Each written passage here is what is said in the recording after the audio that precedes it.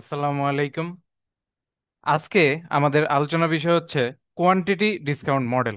তো এতদিন শিখে এসেছিলাম আমরা মানে ইকোনমিক প্রোডাকশন কোয়ান্টিটি মডেল এবং ইকোনমিক অর্ডার কোয়ান্টিটি মডেল। তো কোয়ান্টিটি ডিসকাউন্ট মডেলটা আসলে কি? যেমন ডিসকাউন্ট বলতে আমরা আসলে কি বুঝি? ডিসকাউন্ট বলতে বুঝি কোনো কিছুতে আমাকে ছাড় দেওয়া। ঠিক আছে? তো এই যে আপনি মজুত করবেন বা ইনভেন্ট করবেন, ইনভেন্টরির ক্ষেত্রেও আপনি একটু ছাড় পাবেন। কখন ছাড় পাবেন? যখন আপনার সাপ্লায়ার থেকে, ধরেন আপনি সাপ্লায়ারের কাছ থেকে মানে একটু বেশি অ্যামাউন্ট নিলেন। একটু বেশি অ্যামাউন্ট যদি নেন, তাহলে সাপ্লায়ার আপনাকে কিছু পরিমাণ ছাড় দিবে। ঠিক আছে? দেখা যাবে যে আপনার প্রাইস, ইউনিট প্রাইস হওয়ার কথা ধরেন 10 টাকা, আপনি অনেক বেশি আনাতে আপনাকে ছাড় দিয়ে দিয়ে দিল 8 টাকা, 8 টাকায় দিয়ে দিল। তো এরকম যে ছাড়টা, এটা হচ্ছে আমাদের কোয়ান্টিটি ডিসকাউন্ট মডেলে আমরা আলোচনা করব। তো আমাদের টোটাল কস্টটা মানে কি ছিল? Carrying cost plus ordering cost, এই দুইটা নিয়েই কিন্তু আমরা কনসিডার করতাম। আর পারচেজিং কস্টটা আমাদের আগে একটা কনস্ট্যান্ট ছিল, এটা নিয়ে আমরা তেমন বোদার করতাম না। তো মানে মিনিমাইজ করার ক্ষেত্রে তো এটা বোদার করার দরকার নেই। আমার পার্চেস কস্ট সবসময় এক, ধরেন আপনার পার্চেসিং কস্টটা আপনি ওই যে যেখান থেকে অর্ডার করবেন এটা সবসময় সেম। তো সে সবসময় যদি জিনিসটা সেম হয়, তাহলে তো এটা নিয়ে আর, এটা তো আর মিনিমাইজেশন ম্যাক্সিমাইজেশনে আসবে না। ঠিক আছে? তো এটা মিনিমাইজেশনে আসবে না, তো এটার জন্য আমরা বোধার করতাম না।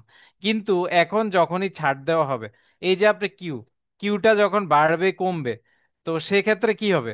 আপনার তো প্রাইস, এই যে পি ইউনিট প্রাইসটাও কিন্তু হেরফের হবে। আপনার টোটাল ডিমান্ড হচ্ছে ডি, তাহলে টোটাল পার্চেসিং কত হবে? একটা কেনার জন্য হচ্ছে ধরেন পি টাকা, তাহলে আপনার ডিটা কেনার জন্য পি ইন্টু ডি। তো এখন পি ইন্টু ডি কেনার জন্য আপনার যেই কস্ট, হ্যাঁ, তো এখন আপনি যদি কিউ পরিমাণ আনেন, ধরেন কিউ ইজিক্যাল টু 50টা আনলেন, তো সেক্ষেত্রে ধরেন পি ইজিক্যাল টু 8 টাকা, 8, 10 টাকা ধরেন, হ্যাঁ। ধরেন কিউ ইজিক্যাল টু, এবার আপনি বেশি আনলেন, 100 ইউনিট আনলেন, তো সেক্ষেত্রে কি হবে? তখন কি আর 10 টাকা থাকবে? না, তখন হচ্ছে আমাকে সাপ্লায়ার কিছু ছাড় দিবে, ধরেন 8 টাকা করে দিল। এই যে ছাড় দিল, তা এখন কি হলো? আমার পিটা কিন্তু এখন একটা ভ্যারিয়েবল আকারে কাজ করতেছে। তাই আমার এখানে পিটা নিয়েও চিন্তা করতে হবে। বুঝতে পারছেন? তো এখন আমরা তাহলে সামনে যাই। দেখেন এখানে একটু গ্রাফিক্যালি বোঝানো হয়েছে। যেমন টিসিটা যদি আমাদের, ধরেন টোটাল কস্ট, এটা যদি উইদাউট উইদাউট পিডি হয়, আমরা দেখছিলাম এটা একটা হাইপারবোলিক হয়।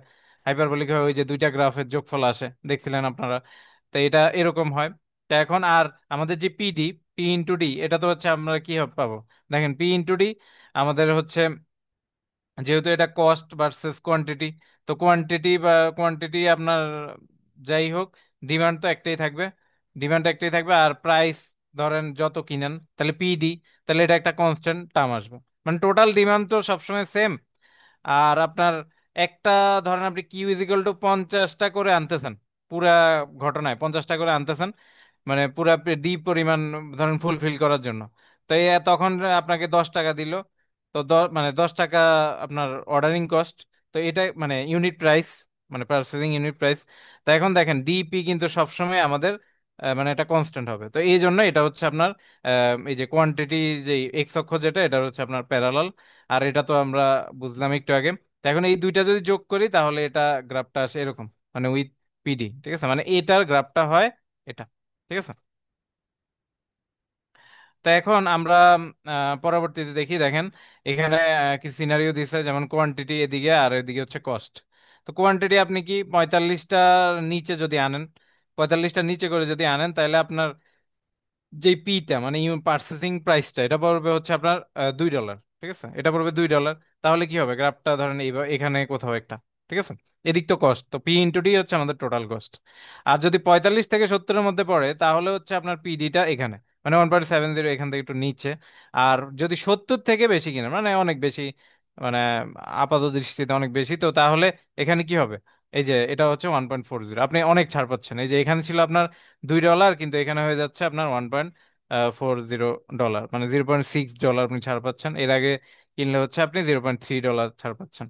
তো এখন এই গ্রাফগুলো কনসিডার করলে, ওই যে আমরা যোগ টোগ করে যখন গ্রাফ করি, দেখা যাচ্ছে যে এই যে টিসি, যেটা হচ্ছে আমাদের 1.4, মানে এই যে 1.40-এর জন্য যেটা, এই গ্রাফটা পাই হচ্ছে আমরা এটা। ঠিক আছে? আর যদি আমরা কিনি যে 45 থেকে 70 করে আনি, তাহলে গ্রাফটা পাই এরকম। ঠিক আছে? আর যদি আমরা কি করি, 45 থেকে নিচে যাই, তাহলে গ্রাফটা পাই এরকম, এভাবে চলে। তা এখন দেখেন এই গ্রাফটা, তা যখন আপনারা যোগ করবেন ওই যে প্রথম দুইটার সাথে, ঠিক আছে, প্রথম দুইটার সাথে যখন যোগ করবেন মানে অর্ডারিং কস্ট আর হচ্ছে কি বলে সেটা, অর্ডারিং কস্ট আর আর যেটা আছে, আচ্ছা যাই হোক। তো এখন যদি আপনি সবসময় ধরেন এই 70-এর থেকে বেশি জিনিস আনতেন, তাহলে আর কি গ্রাফটা এরকম হতো, ঠিক আছে, সবসময় এরকম হইতো আর কি, ঠিক আছে। আর এটার ক্ষেত্রে হয়তো এই তো এই তিনটা গ্রাফের কি এভাবে ব্যাখ্যা করা হয়েছে, মানে এইভাবে ড্র করা হয়েছে, মানে এভাবে এটাকে আসলে কিভাবে যাইতো অন্য জায়গাগুলোতে যদি অ্যাপ্লাই করতেন আপনি কোয়ান্টিটিটা, তাহলে এটা কিভাবে হতো। তো এই হচ্ছে বিষয়, ঠিক আছে।